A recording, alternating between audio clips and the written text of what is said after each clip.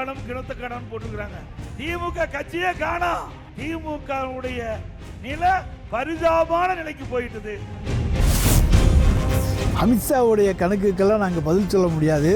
தமிழ்நாட்டினுடைய நிலவரம் அமித்ஷாவுக்கு தெரியவே தெரியாது. அகில இந்திய நிலவரம் வேறு, தமிழ்நாட்டினுடைய நிலவரம் வேறு என்பது அவருக்கு 2026 தேர்தல் மீண்டும் பாடம் புகட்டும்.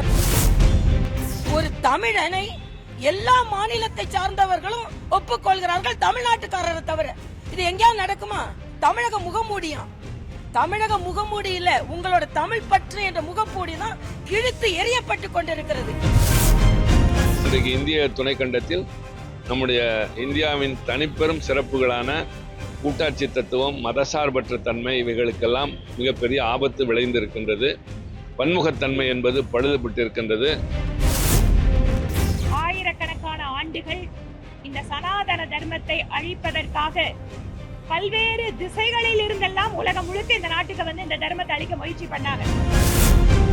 நாங்கள் அறிவியல் சார்ந்து முற்போக்கு சிந்தனையோடு தந்தை பெரியார் வழி நடத்துவதோடு எங்களுடைய கல்வித்துறையை தமிழ்நாட்டு முதலமைச்சருடைய வழிகாட்டுதல் நாங்கள் செய்து கொண்டிருக்கணும். அறிவு சார்ந்திருக்கின்ற பாதையை நாங்கள் போகும்போது எங்க கூட யாரெல்லாம் சேர்ந்து வரணும்னு ஆசைப்படுங்க, நீங்க கூட சேர்ந்து வரலாம். என்றைக்குமே திமுக ஒரு முறை ஆட்சிக்கு வந்து அடுத்த வராது. அது தெளிவா இருக்க. கண்டிப்பா அதிமுக அம்மா சொன்னது போல இந்த கட்சி மாற்றியும் இன்னும் 100 ஆண்டுகளுக்கு மேல் இருக்கும்.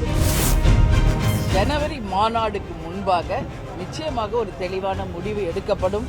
அந்த மாநாட்டில் யாருடன் கூட்டணி என்ன என்பதை உங்களுக்கு நாங்கள் அறிவிப்போம். இன்றையிலிருந்தே கவுண்ட் டவுன் ஸ்டார்ட் ஆயிடுச்சு. யாரும் எழுதி கொடுத்துருப்பாங்களோ அதை படிச்சுட்டு போயிட்டார். அதான் உண்மை. அவரா ஓனா பேசல, யாரும் எழுதி கொடுத்துருக்காங்க, அதை பேசிட்டு இருக்காரு. அதனால தமிழ்நாட்டில் தனித்து நின்று சக்சஸ் ஆகும், நான் முதலமைச்சர் ஆய்வுங்கிறதெல்லாம் நடக்காது. போட்டி வந்து திராவிட முன்னேற்ற கழகத்துக்கும் தமிழக வெற்றி கழகம் சொல்லினா அப்புறம் நீங்க மதிக்க மாட்டீங்க. அப்புறம் அரசியல் கட்சி ஆரம்பிச்சீங்க, அப்புறம் மாநாடு போடுறீங்க. அதனால எல்லா அரசியல் கட்சி தலைவர்களும் இது சொல்வது இயல்புதான். நிகழ்ச்சியா கை தட்டினீங்க, ஆரவாரம் பண்ணீங்க, விசில் அடிச்சீங்க. ஆனா அதுக்காக கூட்டம் இது கிடையாது. நாம ஒவ்வொருத்தரும் கொள்கை கூட்டம், தந்தை பெரியாருடைய கொள்கை பேரன்கள்.